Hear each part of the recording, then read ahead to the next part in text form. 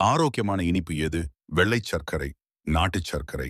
2மே கரும்புல இருந்து எடுக்கிறது தான். ஆனா ஆச்சரியமான விஷயம் என்னன்னா, 2ஓட கிளைசெமிக் இன்டெக்ஸும் கிட்டத்தட்ட ஒண்ணு தான்.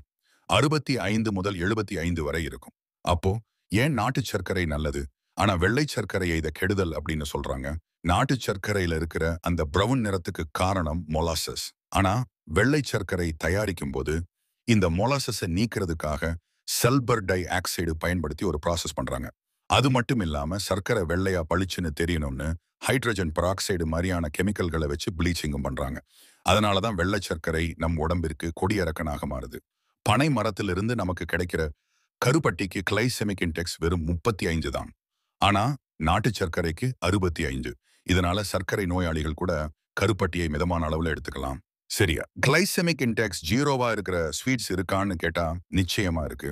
அதுதான் ஸ்டீவியா, அதாவது இனிப்பு துளசி மற்றும் மேங்க் ஃப்ரூட். இது 2மே 0 சுகர் தான். ஆனா இதுல எதை சாப்பிடலாம் என்பதில் ஒரு பெரிய சிக்கல் உள்ளது. அதை பற்றி தெரிந்து கொள்ள வேண்டும் மற்றும் வீடியோ வேண்டும் என்றால் கமெண்டில் கேட்கவும். அதற்கான முழு விளக்கத்தையும் குறிப்பிடுகிறேன்.